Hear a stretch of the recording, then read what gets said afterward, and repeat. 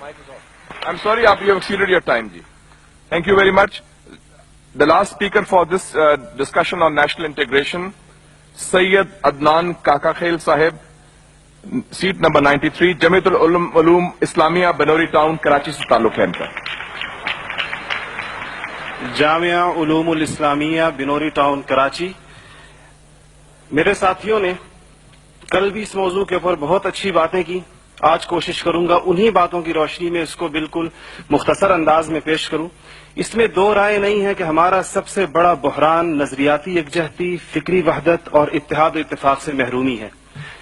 मगर सोचने की बात यह है कि ये महरूमी 58 साल गुजरने के बावजूद अभी तक क्यों है. उसकी वजह यह है कि वो जो बुनियादी प्लेटफॉर्म दिया गया था कि पाकिस्तान का मतलब क्या, ला इलाहा इल्लल्लाह, उस पर कंफ्यूजन्स पैदा कर दी गई. एक सोचे समझे मंसूबे के तहत अभी तक पूछा जा रहा है कि पाकिस्तान क्यों बनाया गया था, कायद का विजन क्या था.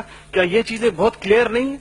और क्या इस सवाल का जवाब मैं या आप दे सकते हैं या वो नस्ल दे सकती है जिसने तख्लीक पाकिस्तान के खाके में अपने खून से रंग भरा था.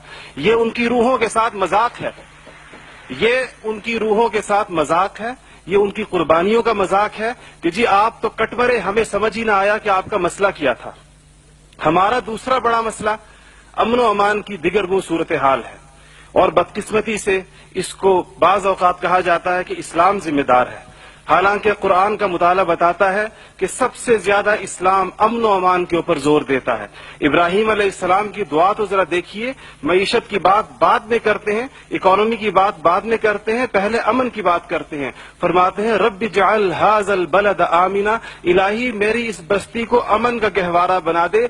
फिर फरमाते हैं वर्ज़ुक़ अहलहू मिनस समरात, इसमें रहने वालों को इनकी मईशत भी ठीक कर दीजिए. और अल्लाह ताला भी जब अपने इनामात गिनवाते हैं तो फरमाते हैं इब्राहीम अलैहिस्सलाम को कि वइज़ जअलनल बैत मसाबतन लिन्नासि व अमना, हमने आपको एक ऐसी जगह बसाया जिसको बार बार आने की जगह और अमन का गहवारा बनाया.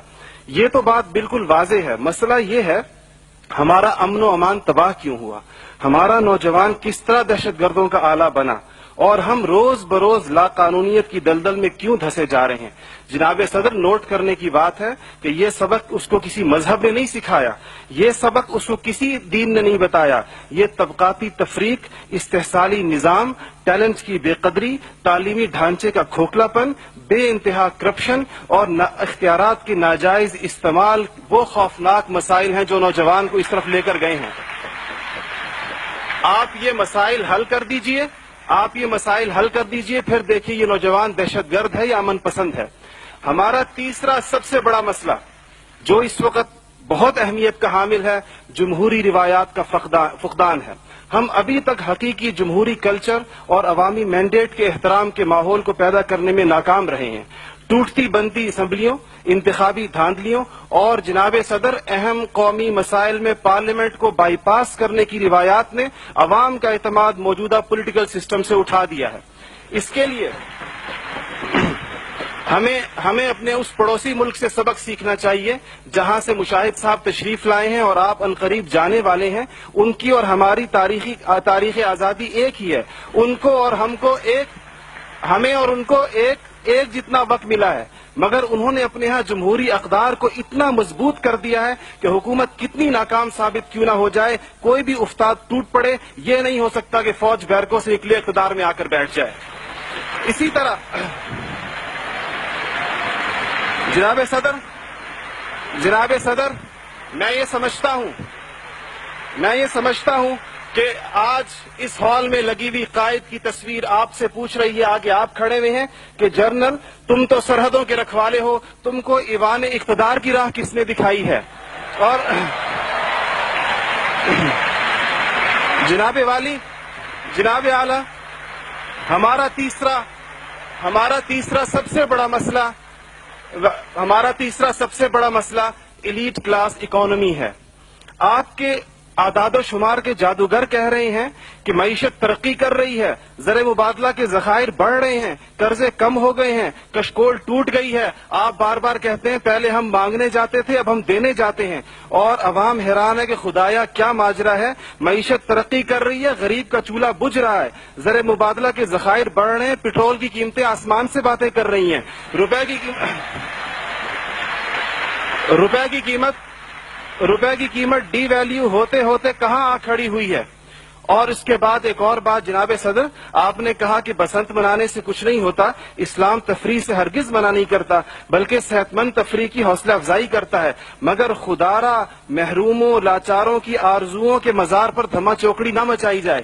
دیکھیں اسلام یہ کہتا ہے اگر ایک گھر کے اندر ایک عجیب تاثر ہے، ٹھیک ہے لوگ انفرادی طور پہ پتنگ اڑائیں، کوئی اس کو حرام نہیں کہتا، مگر جب ایک غریب دیکھتا ہے کہ میرے پیٹ میں روٹی نہیں، میرا صدر پتنگ بازی کر رہا ہے، تو وہ یوں سمجھتا ہے کہ ہمارے درمیان کوئی گیپ ہے. آپ بالکل وہ سمجھتا ہے. غریب کہتا ہے کہ میں غریب دیکھتا ہے، غریب آپ کو اس کے احساسات کا بالکل اس طرح لگتا ہے ایک گھر کے اندر میت پڑی ہو اور آپ دوسرے گھر کے اندر ڈرم بجائیں کہ میں تو آزاد ہوں، غم تو تمہارا ہے میرا نہیں ہے. تو اس کو کوئی بھی اس کی اجازت نہیں دے گا، کوئی بھی مذہب کہے گا کہ نہیں، اس کا احساس کیجئے، اس کے اشک شوئی کریں، اس کو سینے سے لگائیے. اس کے علاوہ جناب صدر ایک بہت اہم بات جو ہم محسوس کرتے ہیں کہ بعض مسائل آپ کے لہجے کی کرختی کی وجہ سے خراب ہوتے ہیں. آپ بلوچستان کے عوام سے کہتے ہیں تمہیں ہم وہاں سے ہٹ کریں گے، تمہیں پتہ ہی نہیں چلے گا ہم نے تمہیں کہاں سے ہٹ کیا ہے. یہ چیزیں آپ قوم کے بڑے ہیں، آپ کو بالکل قوم سے اس انداز میں گفتگو کرنی چاہیے جس طرح آپ اپنے بیٹے بلال سے گفتگو کرتے ہیں. آپ کو اس کے جناب صدر آپ کا لہجہ جو ہے، وردی کی بات میری بہن نے کی، وردی کی بات تو آپ نے خود 14 کروڑ عوام سے کہا تھا میں 31 دسمبر کو اتار دوں گا، پھر قوم کے وسیع تر مفاد میں آپ وعدے سے مکر گئے. تھینک یو جی، شکریہ، مہربانی، تھینک یو. آپ کا ٹائم ہو گیا ہوگا. جی